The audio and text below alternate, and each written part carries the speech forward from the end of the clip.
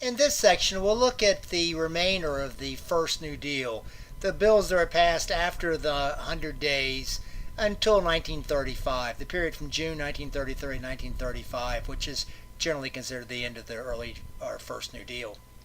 The economy certainly seemed to rebound slightly in the summer of 1933, but then it got worse again, and it caused FDR to propose further action.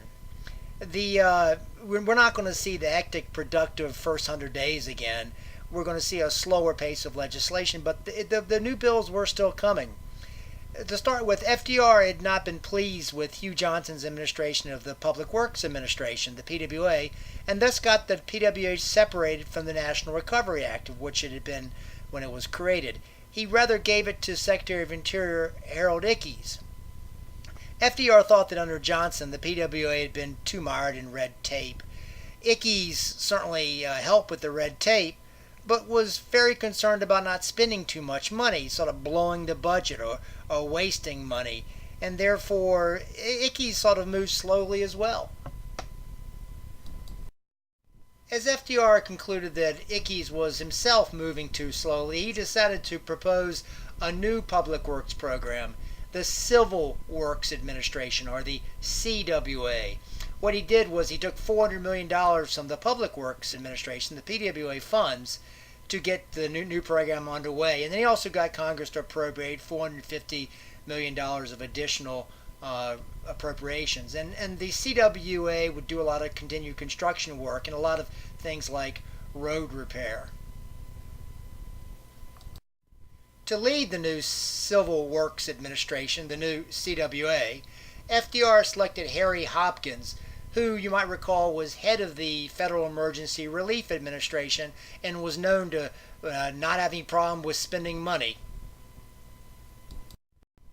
True to forms, Hopkins predictably began spending a lot of money on the CWA and even pressed FDR for more money. FDR, however, at least in the spring of 1934, was still worried about the debt. He was still not completely willing to embrace Keynesian economics. So FDR did a sort of a surprising switch. He decided to abolish CWA in 1934. All of this sort of haphazard moves that FDR is doing showed that he was far from a liberal ideologue or that he had some pre-designed plan. He was trying things and see if they worked. He was sort of ad-libbing as he went along. FDR also moved to stimulate housing again with the National Housing Act of June 1934, which created the Federal Housing Administration, the FHA. The FHA, unlike the Homeowners Loans Corporation, which helped refinance existing mortgages, the FHA insured new mortgages. Thus, it stimulated the construction industry as a part of it. Between 1934 and 1940, the FHA insured 2.3 million loans, totaling a whopping $945 million, all for home repairs. It also insured 554,000 loans for $2.3 billion in new home construction. Obviously, billions of dollars were going to help people stay in homes. FDR also moved again to regulate better the stock market with the Securities Exchange Act of 1934, which created the Securities and Exchange Commission, or the SEC.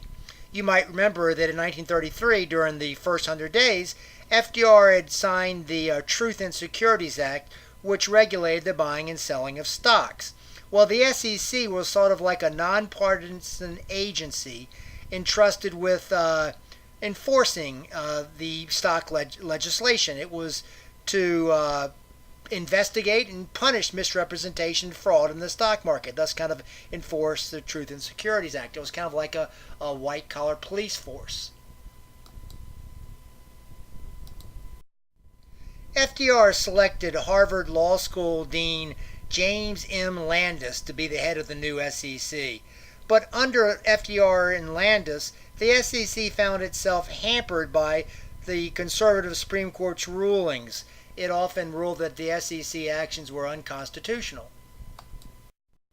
By early 1935, the pace of FDR's legislative proposals had begun to slow down, which historians later defined as the end of the first or the early New Deal. Looking back, in retrospect, one could say that the first New Deal was, as I've suggested earlier, a bit conservative. I mean, look at what FDR could have done but didn't. FDR could have nationalized the banks.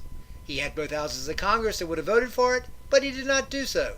He could have nationalized the stock market, but again, he did not do so. He regulated the banks, he regulated the stock market, but he didn't make them owned by the federal government. I've already said several points, FDR had not fully embraced Keynesian economics and still worried about the debt. You can see this in the Economy Act of 1933 and in the abolition of the CWA. Also, in a sense, the National Recovery Act and the Agricultural Adjustment Act were conservative. The NRA's codes of fair competition were, in a technical sense, set by business, and the participation was voluntary. The AAA's production limits were likewise technically set by industry leaders, not the government. This concludes this section on the end of the first New Deal.